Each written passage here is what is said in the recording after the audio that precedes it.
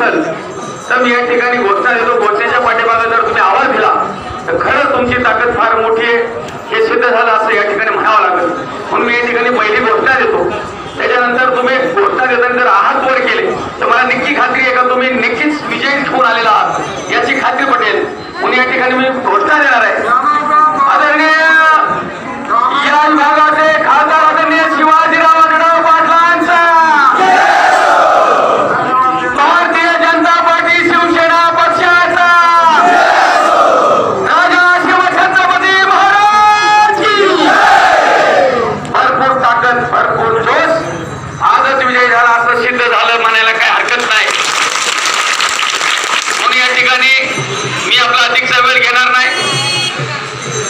ही निवडणूक फक्त दोन माणसांची आहे.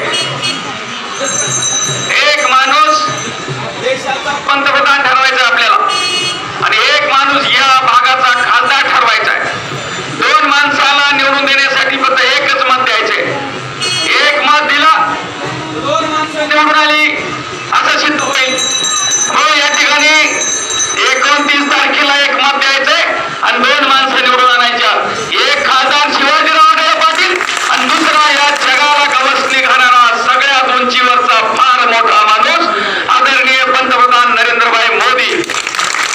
ही दोन माणसं निवडून आणण्यासाठी सर्वांनी ताकद लावून काम करायचे. आता अनेक मुद्दे आहेत मोठमोठे, ते दादा आणि मान्यवर मंडळी मांडतील.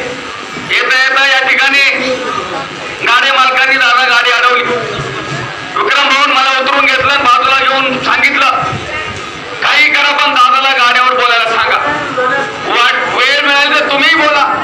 आणि त्यांनी स्पष्ट केलं. आणि मी ज्यांच्या संगती बोलत होतो ते सगळे राष्ट्रवादी होते. त्यांनी मला बघितलं आणि आजूबाजूच्या सेनेच्या भाजपच्या कार्यकर्त्यांनी त्या बोलत काय चर्चा चालली त्यांनी लोकांनी बघितलं. आणि यावेळेला आपल्या समोरचे उमेदवार लोकसभेचे राष्ट्रवादीचे या गावात आल्याच्या नंतर आदरणीय वळसे पाटलांनी त्यांना फोन केला. अरे अमुक अमुक तमुक तमुक धगे पाटील फोन केला का तुम्ही बैल घेऊन या, उमेदवाराची मिरवणूक काढायची. त्या बैलगाडा मालकांनी मोबाईल